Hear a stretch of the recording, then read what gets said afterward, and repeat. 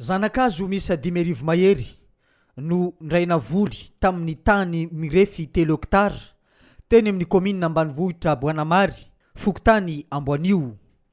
Androany lakamisy faha 12 ny volana Jona no nisafidina anaovana io fambolena azy io ary honko avokoa ireo navoly ireo.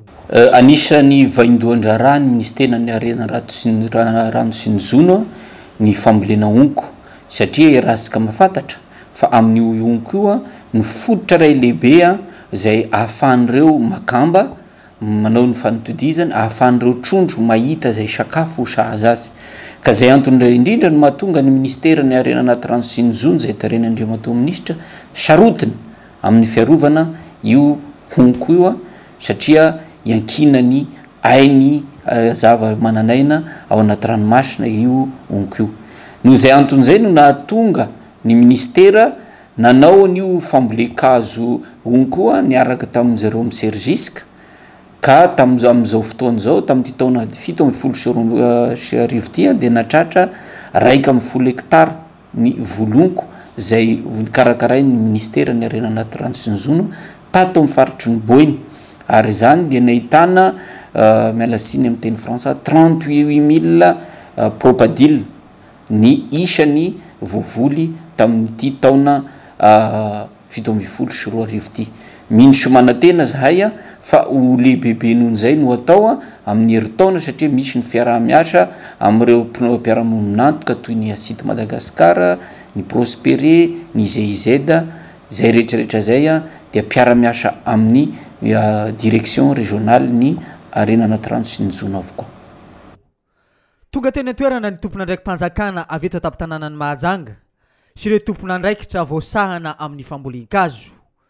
Nanentana ireo vahoaka teny an-toerana mba arisika amin'ny fambolena azo sy nanambara ihany koa ny vokatsoa mety azo amin'ny fambolen-kazo.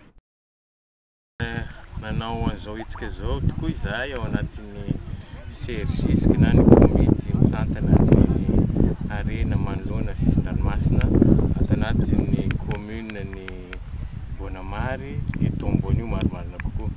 Ny hetsika moa natao mba ahafahana voalohany indrindra miaro an'ity toerana ity satria fantaratsika tsara fa ity toerana ity ato Amboanio dia anisan'ny toerana feno ala honko taloha fa nisy nanimba moa amin'izao dia averina tsikelikely izany toerana izany ary mahavelom-bolo.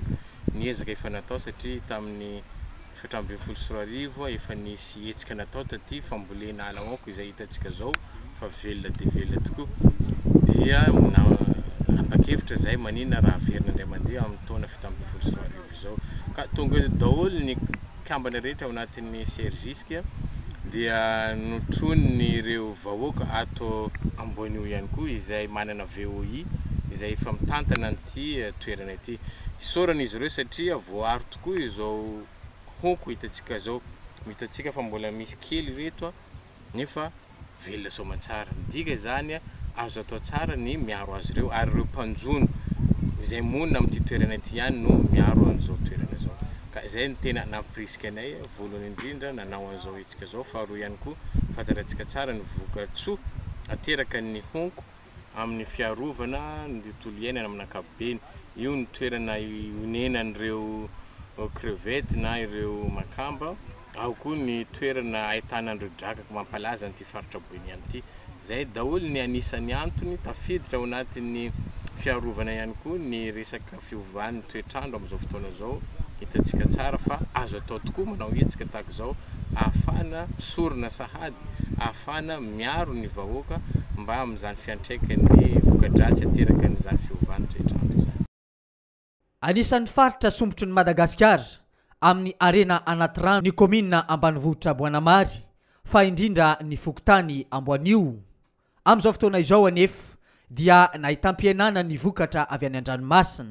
Izany indrindra no natonga ny tompona ndraikitra nanapa-kevitra ny anamafy ny fambolen-kazo fa indrindra ny fambolena onko. Tsy mijanona atreo akory ny hetsika atao fa mbola misy ny hetsika izay vinavinaina atao atsoatsy. Entanana araka izany ire tantsaha fa indrindra ire mpanjono mba harisika anao ny fambolen-kazo fa indrindra ny fambolena hongo.